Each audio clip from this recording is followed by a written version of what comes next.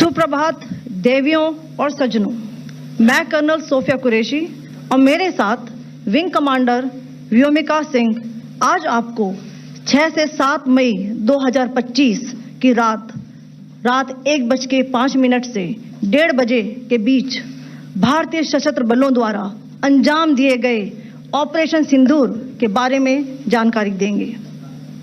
Operation सिंदूर 22 अप्रैल को पहलगाम में हुए विभत्स आतंकवादी हमले के शिकार मासूम नागरिकों व उनके परिवारों को न्याय देने के लिए लॉन्च किया गया था। इस कार्रवाई में 9 टेररिस्ट कैंप्स को टारगेट किया गया और पूरी तरह से इसे बर्बाद किया गया। पाकिस्तान में पिछले 3 दशकों से टेरर इंफ्रास्ट्रक्चर का निर्माण हो रहा है। इसमें recruitment, indoctrination centres, training areas व लॉन्च पैड शामिल थे, जो पाकिस्तान और पाक अधिकृत जम्मू कश्मीर POJK दोनों में फैले हैं। Operation Sindoor was launched by Indian Armed Forces to deliver justice to the victims of Pahalgam terror attack and their families. 9 terrorist camps were targeted and successfully destroyed. Over the last 3 decades, Pakistan has systematically built terror infrastructure. It is a complex web of recruitment and indoctrination centers, training areas for initial and refresher courses, and launch pads for handlers. These camps are located both in Pakistan as well as Pakistan-occupied Jammu and Kashmir areas. Some of the well-known training camps are located, as you can see on the screen. They are distributed from Savai Nala in the north, counting to approximately 21, ending at Bhavalpur to the south.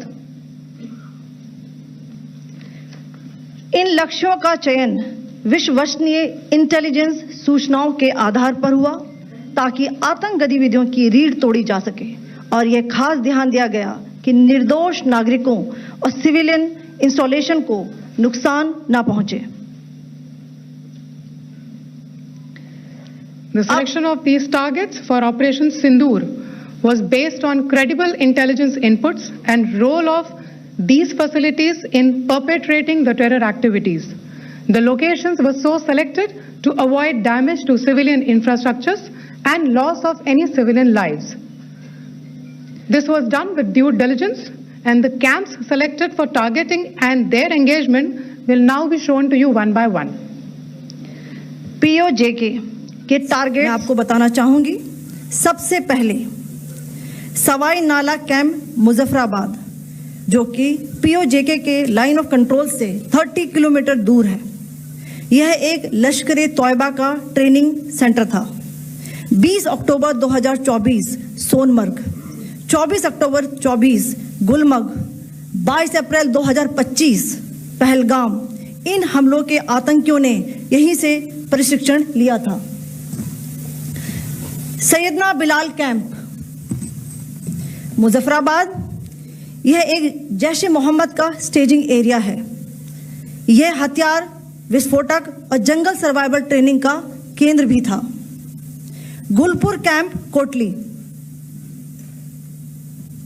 यह LOC से 30 kilometre दूर था। लश्कर तोयबा का base था, जो रजौरी, पुंछ में सक्रिय था। 20 अप्रैल 2023 को पुंछ में और 9 जून 2024 को तीर्थ यात्रियों के बस हमले में यहीं से आतंकी को ट्रेन किया गया था।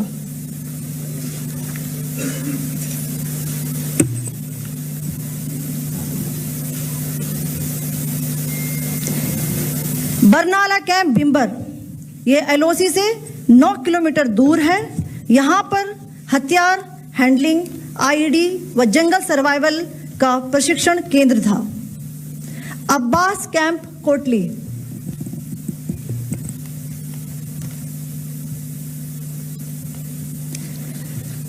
यह LOC से 13 किलोमीटर दूर है। लश्कर तोयबा का फिदाइन यहां तैयार होता था।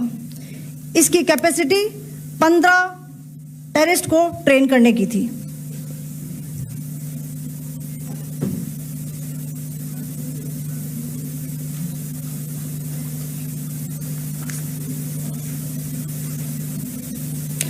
अब मैं पाकिस्तान के अंदर के टारगेट से अवगत कराना चाहूंगी।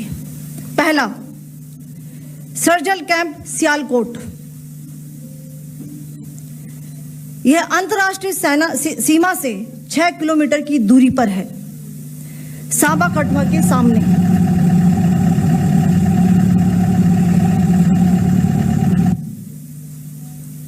मार्च 2025 में जम्मू एंड कश्मीर पुलिस के 4 जवानों की जो हत्या की गई थी, उन आतंकवादियों को इसी जगह पर ट्रेन किया गया था।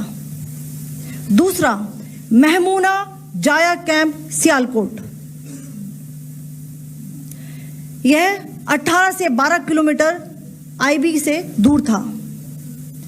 हिजबुल मुजाहिदीन का बहुत बड़ा कैंप था। यह कठुआ जम्मू क्षेत्र में आतंक फैलाने का नियंत्रण केंद्र था।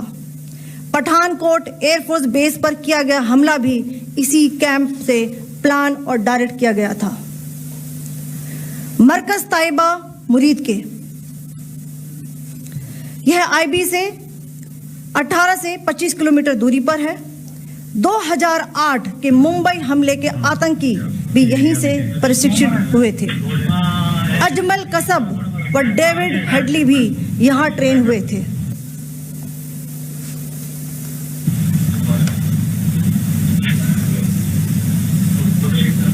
आगे दूसरा आया।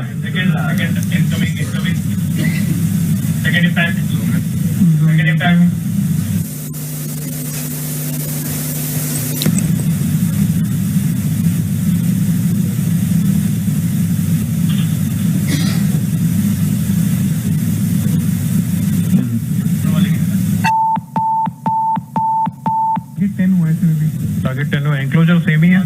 7 it is hit the target. हाँ हाँ।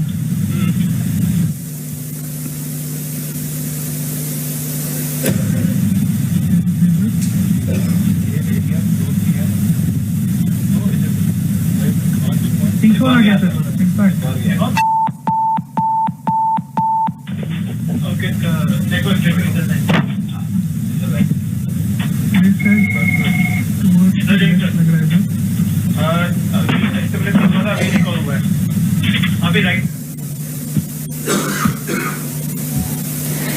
मरकज सुभान अल्लाह भावलपुर, यह इंटरनेशनल बाउंड्री से 100 किलोमीटर दूर है। जैश ए मोहम्मद का मुख्यालय था। यहां पर रिक्रूटमेंट, ट्रेनिंग व इंडोक्ट्रिनेशन का केंद्र भी था।